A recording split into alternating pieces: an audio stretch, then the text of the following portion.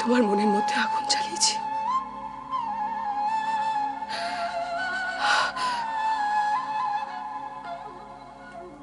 কিন্তু স্বপ্নেও ভাবতে পারিনি তার জন্য তোমাকে এতটা যন্ত্রণা পেতে হবে। দিদি, আমি এইসব নিয়ে ভাবছি না, তুমি ভেবো না। আমি জানি এখন আমার সময় খুব খারাপ যাচ্ছে, আমার সব কিছু কিরকম, তবে বেশি দিন নয় দিদি, খুব শিগগিরই তোমাদের ভালোবাসার আশীর্বাদ নিয়ে আমি সব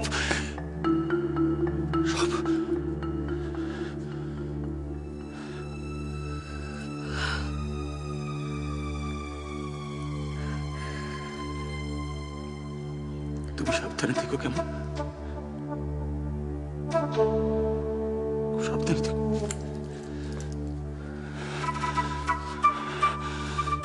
এখন তুমি যাও, আমাকে একটু একা থাকতে দাও তুমি। সমৃদ্ধি, দেখো তোমার সবে বিবাহ হয়েছে, আর জীবনের শুরুতেই যদি... মহারাজ, আপনি তো ন্যায় বিচারই করেছেন, স্বামীকে সংশোধনের একটা সুযোগ দিয়েছেন।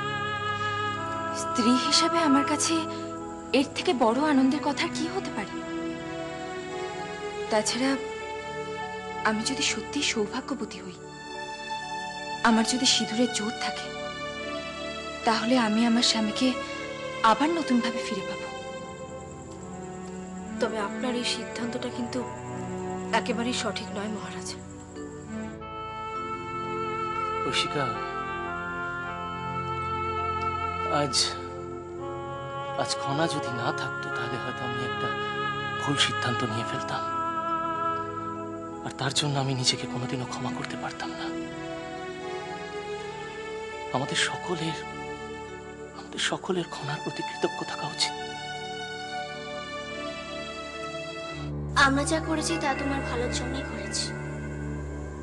মানুষ মাত্রই ভুল করে, কিন্তু সে যদি তার ভুল বুঝতে পারে, তাকে যদি বোঝানো হয়, তাহলে সে নিজেকে পরিবর্তন করতে পারে। তবে সবাই সে সুযোগ পায় না ভাই কাকা, তোমাকে সে সুযোগ দেওয়া হয়েছে। তুমি যদি চাও, আমরা তোমাকে সাহায্য করতে পারি ভাই কাকা।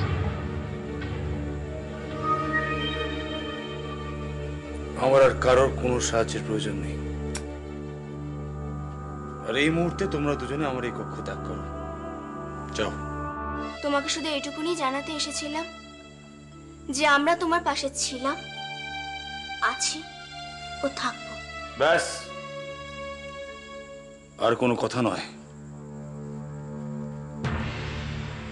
আমি কি করব না করব সেটা সম্পূর্ণ আমার ব্যক্তিগত ব্যাপার।